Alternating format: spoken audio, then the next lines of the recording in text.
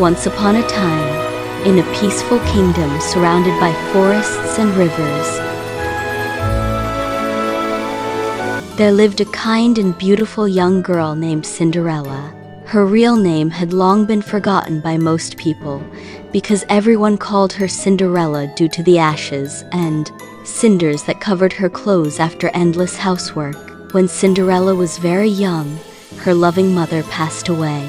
Before she died, she told her daughter, "Always be kind, brave, and hopeful. Goodness will guide you through even the darkest days." For some time, Cinderella and her father lived quietly together. Her father loved her dearly, but because he traveled often for business, he decided to remarry so Cinderella would have a mother's care while he was away. The woman he married was proud, selfish, and cruel. She had 2 daughters who were just like her, lazy, jealous, and mean-hearted. At first, they pretended to be kind to Cinderella, but after Cinderella's father suddenly became ill and died, everything changed.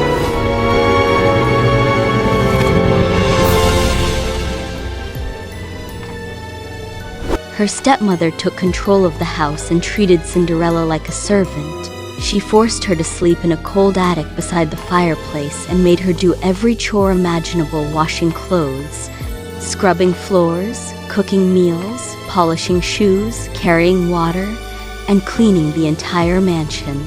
While her stepsisters wore silk dresses and jewels, Cinderella wore old torn clothes covered in soot. Yet despite her suffering, she never became bitter. She remained gentle and compassionate to everyone she met, especially the animals around the house. Birds perched on her windowsill, mice followed her everywhere, and even the horses seemed comforted by her kindness. Every evening, after finishing her work, Cinderella would sit by the fireplace and dream of a better life. One bright spring morning, royal messengers rode through the kingdom blowing golden trumpets. His Royal Majesty King Randolph III demands your attention. By this seal, know that the royal tournament shall commence at once. Every eligible young woman in the kingdom is invited. The entire kingdom buzzed with excitement. Cinderella's stepsisters immediately began preparing. They ordered expensive gowns, argued over hairstyles, and demanded endless help from Cinderella. Brush my hair, iron my dress, polish my shoes, make me look beautiful. For days, Cinderella worked tirelessly to prepare them. Deep inside, she hoped she might attend the ball too. Gathering her courage, she finally asked her stepmother softly, "May I go to the ball as well? I have finished all my work." Her stepmother laughed cruelly. "You go to the royal ball looking like that? Impossible." The stepsisters burst into laughter.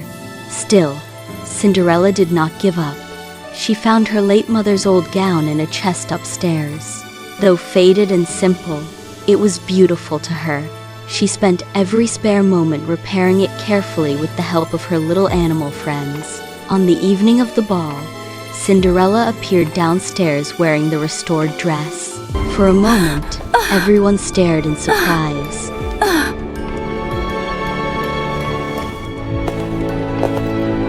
But then the stepsisters recognized pieces of lace and beads that once belonged to them. "She stole our things." In anger, they ripped apart the dress, tearing it to shreds. Cinderella ran outside into the garden, heartbroken. Tears streamed down her face as she whispered, "I only wanted one beautiful evening." Suddenly, a warm glow filled the garden. An elderly woman appeared holding a sparkling wand. "Do not cry, my child," she said kindly. "I am your fairy godmother." Cinderella looked up in amazement. "Because of your goodness and patience, you deserve happiness." With a wave of her wand, magic filled the air. A pumpkin transformed into a magnificent golden carriage. Mice became elegant horses. A frightened rat turned into a coachman. 2 lizards became royal footmen. Finally, The fairy godmother touched Cinderella's torn dress. In an instant, it transformed into a breathtaking silver blue gown, decorated with shimmering crystals. Glass slippers appeared on her feet, sparkling like stars. Cinderella could hardly believe her eyes. "You shall go to the ball," said the fairy godmother with a smile. "But remember, magic lasts only until midnight. When the clock strikes 12, everything will return to normal." Cinderella promised to return in time and climbed into the carriage. When she arrived at the palace, everyone stopped to stare. No one recognized her. The prince, who had grown tired of meeting proud and dishonest noblewomen, was immediately captivated by the mysterious young woman whose beauty seemed matched only by her grace. He walked directly toward her and bowed. "May I have this dance?" Cinderella smiled nervously and placed her hand in his. Together they danced across the ballroom as if they had known each other forever. The prince spoke with her for hours, enchanted by her kindness and intelligence. Unlike others, she spoke sincerely and treated everyone with respect. Meanwhile, her stepsisters watched with jealousy. "Who is she? She must be a princess." Time passed quickly. Then suddenly Cinderella heard the palace clock begin to strike midnight. Her eyes widened in fear. "I must go." Before the prince could stop her, Cinderella rushed down the palace stairs. In her hurry, one glass slipper slipped from her foot. The prince picked it up, but Cinderella disappeared into the night just as the magic faded. The carriage became a pumpkin again, the horses turned back into mice, and Cinderella returned home wearing her old clothes.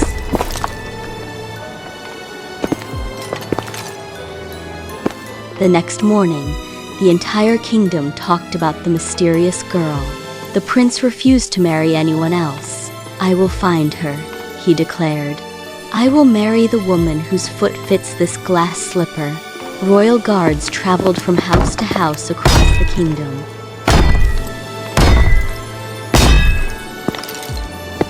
At every home, women eagerly tried on the slipper, but it fit no one. Finally, the guards arrived at Cinderella's house.